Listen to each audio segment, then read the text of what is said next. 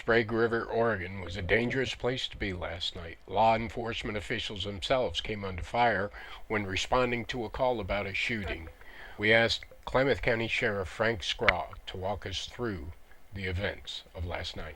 At about 11 o'clock last night, I got a phone call from my Chief Deputy Martin Rowley that a shooting was in progress at Sprague River, and that the 3 units that we had on, 1 reserve and 2 regular deputies, 1 reserve, 1 deputy, and 1 supervising sergeant were en route.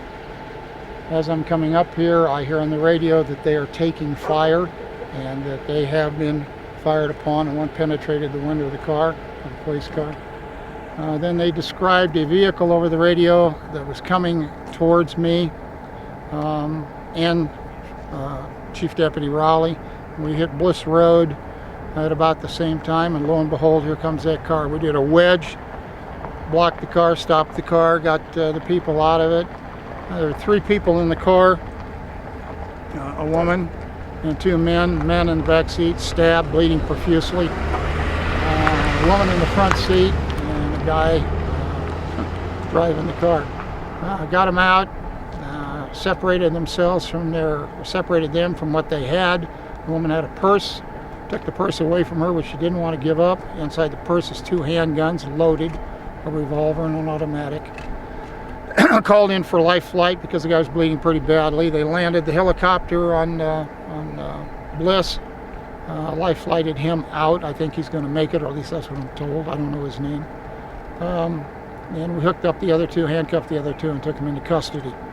As we're coming up here, we hear more. We're told over the radio more shots are being fired, asking for additional units because of shots being fired at the officers. As Lewis goes around the corner, they take a shot at him. It goes right through the front window. You saw that saw his car. He pulls off, as we're told that it's somewhere beyond Bliss and Sprague. So as we come around the corner here, the next thing we know, up pops somebody. Couldn't see him, it was a person. And the next thing you know, we're taking rounds. We took 5, 6, 7. There's 6 expended cartridges there. Did a Huey, tried to kick up as much dust as we can for cover, and got the hell out of here. Sheriff Sprague described to us how the gunman had hunkered down in this ditch, and as the patrol cars approached with their lights and sirens going, he jumped up and began shooting at the patrol cars, hitting Sergeant Lewis's car as well as his own. It's my understanding that the person in custody, his last name is Gentry. The deceased, I don't know. The stab victim, I don't know. I don't know a name. Only the person who had been stabbed, and he was in the back seat of the car.